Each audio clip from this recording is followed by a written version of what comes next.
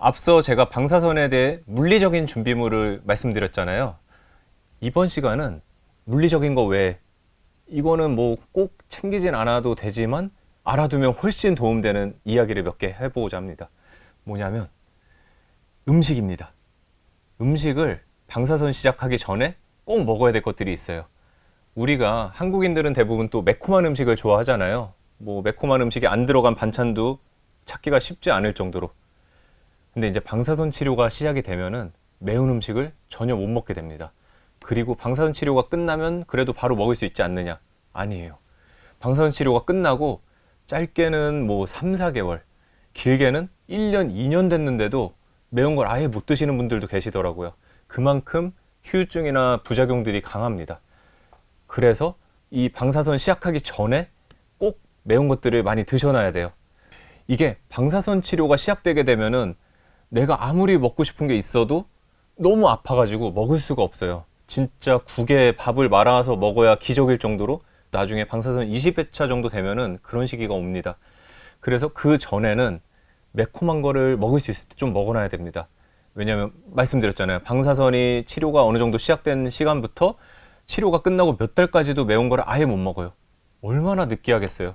너무 느끼하고 먹고 싶은 것도 많고, 근데 맨날 국에 밥 말아 먹고 항암 식단만 먹고, 쉽지 않아요. 이게 정말 괴롭고 살기 위해 먹는 건 알겠지만 너무 음식에 대해 이렇게 거부감도 생길 수 있기 때문에 그런 시기를 최대한 늦추는 게 중요합니다. 그러기 위해서는 방사선 시작 전에 매콤한 걸 최대한 많이 먹어두면 도움이 되겠죠. 그런 비슷한 관점으로 항암 시작 전에 저는 좀 초밥이라든지 이런 것도 많이 먹었어요. 왜냐하면 항암 시작하고 나면 날거를 못 먹기 때문에 초밥을 미리 많이 먹어놔서 그래도 내가 좀 덜 억울하게 마지막 마지노선까지 딱 기준을 정해가지고, 그래서 방사선도 비슷한 이유로 미리 떡볶이라든지 뭐 비빔냉면, 뭐 찌개, 제육, 뭐 닭갈비, 뭐 맛있는 거 너무 많잖아요. 우리나라 또 찌개도 매콤하고 맛있는 거 많고. 그래서 이런 것들을 좀 생각하셔가지고 미리 많이 먹어두시면 방사선 시작하고 나서 그런 걸 좀 못 먹더라도 억울함도 덜하고 조금 더 그 물리는 시기가 늦춰질 수 있습니다. 그리고 또 한 가지는 치과 진료입니다. 세브란스 같은 경우에는 치과가 협진이 자동으로 되어 있어요. 그래서 비인두암 치료를 하게 되면은 두경부센터에서 치과 진료를 협진으로 알아서 잡아줍니다. 근데 그 외에 이제 뭐 삼성병원이나 아산병원 같은 데는 자세히 모르지만 제 지인이 이제 다녔던 사람을 보면은 알아서 이제 외부적으로 또 이렇게 동네 치과를 간다던가 그래서 자체적으로 보라고 하더라고요. 치과 진료를 말씀드리는 이유는 이 비인두암 치료 때 방사선이 들어가게 되면 치아 쪽을 몇 년간은 이렇게 밟지도 못하고 치과 치료에 좀 제한이 생기는 경우가 많습니다. 뭐 출혈이 멈추지 않는다던가 뭐 빼면은 좀 문제가 많이 생긴다던가 그런 뭐 이슈들이 많이 있어요. 그래서 치과 진료를 할 수 있는 걸 미리 다 해놔야 됩니다.